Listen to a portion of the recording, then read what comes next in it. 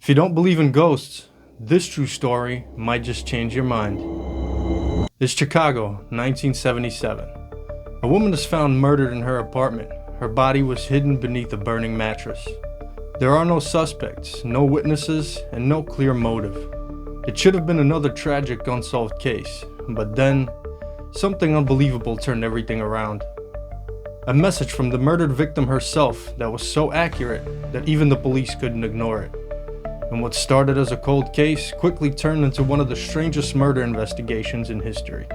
But before the headlines and the whispers of the supernatural, there was just Teresita Basa, a quiet woman living an ordinary life. A woman who, by all accounts, had no enemies at all.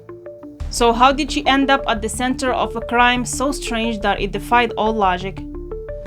Teresita Basa was a 47-year-old woman with a simple, peaceful life. Born in the Philippines, she moved to the United States to build a better future for herself.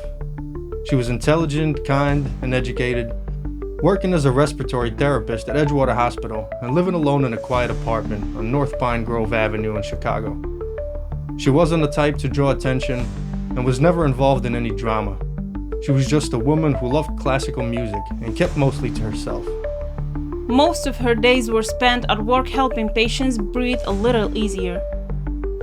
She had a few friends, but she wasn't the kind to go to any late-night parties and didn't have any risky habits at all. Teresita was basically the definition of safe, but on the night of February 21st, 1977, her entire safe world shattered in the most horrifying and unexpected way. That evening, Teresita was home alone, and it was supposed to be just another ordinary night for her. But in just one moment, everything changed. Sometime later that evening, a few of her neighbors smelled smoke in the building coming from her apartment. Firefighters were called, and when they arrived, they found Teresa's body laying beneath a burning mattress. She had been strangled and stabbed in the chest. Her clothes were removed and her apartment was set on fire, which was most likely done to destroy any evidence left at the crime scene. The scene was brutal, and there seemed to be no motive. Nothing was thought to be stolen, plus she had no obvious enemies. So it was a complete mystery, with no reason behind it at all.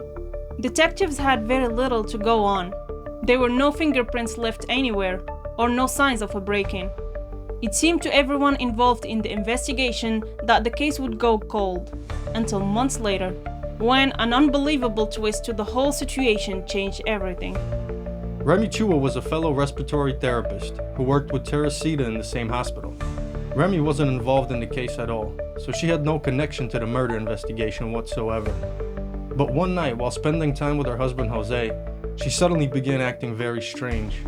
Her husband watched in shock as Remy slipped into a trance-like state and started speaking to him in a different voice. The voice claimed to be Teresita Basa herself. She described her own murder to him with many gruesome details that have never been released to the public.